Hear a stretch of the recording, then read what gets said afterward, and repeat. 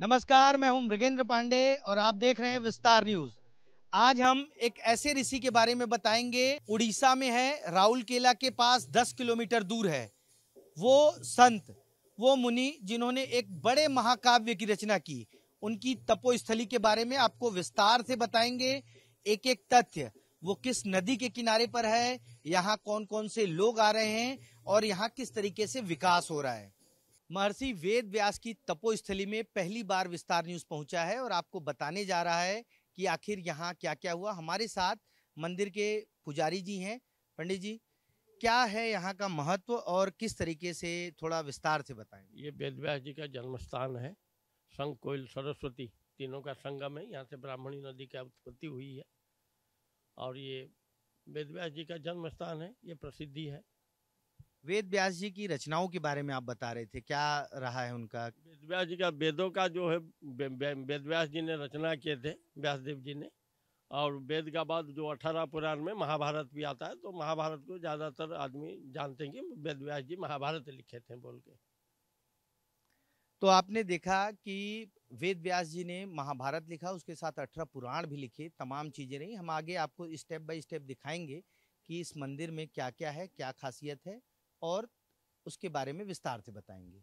अब हम दिखाने जा रहे हैं वो पवित्र गुफा जिसमें बैठकर वेद व्यास जी ने पूरी महाभारत की रचना की थी। आप देखिए, प्रशासन की तरफ से, मंदिर ट्रस्ट की तरफ से लिखा गया है कि श्री श्री वेद व्यास जी की पवित्र स्थल। वेद व्यास जी यहीं पर बैठकर महाभारत की रचना किया करते थे। आप देखिए, उधर चटाई रखी गई है, उनकी तस्वीर है, पूजा होती है नियमित। आप देख सकते हैं धूप दीप अभी शाम को पूजा की गई है। और ये ऊपर गुफा है।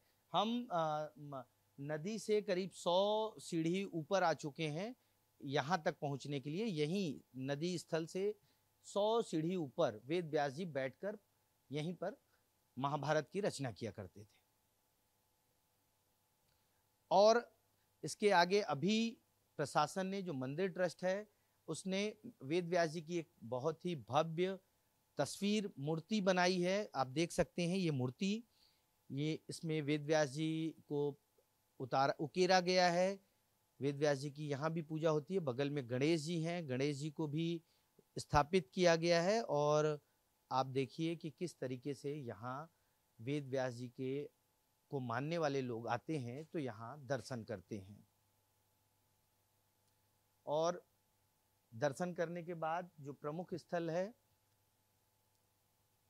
यहाँ दर्शन करने के बाद लोग यहाँ से पूजा प्रसाद आरती लेकर जाते हैं। वेद व्यास धाम में हम कुछ लोगों से भी बात करेंगे, जानने की कोशिश करेंगे कि उनकी किस तरह की आस्था है। कहाँ से आए हैं आप?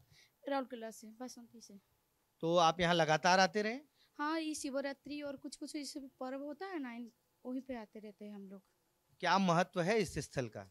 ये इस स्थल में वेदव्यास ऋषि का इनका जन्म स्थान है और यहीं पे महाभारत रचना किया गया था। और यहीं पे महाभारत जो वेदव्यास का जो गुम्फा है ना, वो बोला गुम्फा का बहुत महत्व है। किस तरीके का, थोड़ा विस्तार से बताएं, गुफे का किस तरह से महत्व है? गुम्फा से वो वेदव्यास ऋषि ना यहीं पे महाभारत, वो जो 18 अध्याय महाभारत है ना, पूरा यहीं पे पुण्य किए थे बैठ के। तो इनको बहुत, यही उड़ीसा में नहीं है, पूरा भारत में इस स्थल का बहुत प्रसिद्ध है। लोग इसको नाम वेदव्यास के नाम में जानते हैं। कुछ और लोग भी हैं, आप लोग भी यहाँ लगातार आते रहे, क्या क्या महत्व है इस स्थल का? मैडम बोले वही जानकारी है, बट ये है कि मैं तो यहाँ पे 17 साल से रह रहा हूँ। बाकी इस जगह का इस बहुत ही भारतवर्ष में बहुत प्रसिद्ध है। और शिवरात्रि में यहाँ सैकड़ों के हिसाब से बहुत भीड़ होता है। और बाकी बहुत ही प्रसिद्ध है, प्रचलन है, इसलिए हम लोग यहाँ पे आना जाना करते रहते हैं। ठीक है, जैसे कि मेरा दोस्त और भाभी जो बोल दिए, एक्चुअली ये बहुत फेमस टेम्पल है और बहुत ही मतलब हमारा हिंदू धर्म का बहुत ही ये रिनाउंड प्लेस है। तो आपने सुना कि यहाँ आने वाले लोगों की एक अलग तरह की आस्था है और वो कह रहे हैं कि ये बहुत प्रसिद्ध स्थल है, इस तरीके से उनका कहना है।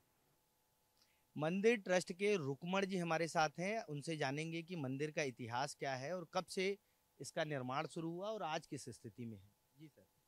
हाँ, ये तो बहुत पुराना धाम है। तो वेदव्यास जी कब से तो है हमको भी पता नहीं है, किंतु किंवदंती जो बोलता है ये कम से कम 17 से 18 शताब्दी का मेरे ख्याल से होता होंगे। तो यहाँ का जो प्रसिद्धि है वो संक, कैल, सरस्वती के तीनों नदी का मिश्रण यहाँ है। और यहाँ से ब्राह्मणी का उत्पत्ति भी है। ये उड़ीसा का प्रांत में आता है और ये पश्चिम उड़ीसा इसका भाग लगभग जाता है। और यहाँ का प्रसिद्धि है कि वेदव्यास जी ने वहाँ जन्म लिए थे। वहाँ जो घाट के एक नदी के उस तरफ में ये जो दासराजागढ़ था, यहाँ का एक राजा था। वो राजा का जो प्रजा लोग ने थे, यो धीवर लोग ने डंगा नदी का ये में उसका पोत पका रहा था। और हर दिन में पराशर जी वहाँ आकर तपस्या कर रही थी। बाकी उसका जो है एक दिन का अलौकिक घटना से वेदव्यास जी का जन्म लिया। और उस दिन से वो 8 साल का लड़का होकर वो हिमालय चला गया। वहाँ से तपस्या करके आकर यहाँ का महाभारत का पूरा किंवदंती रचना किया था, जो आज का जानकारी में और जो जनहित में जो जारी किया है वो उसको जानकारी है। अभी वो प्रांत को सरकार देवोत्तर विभाग जो उड़ीसा का वो ले लिया है।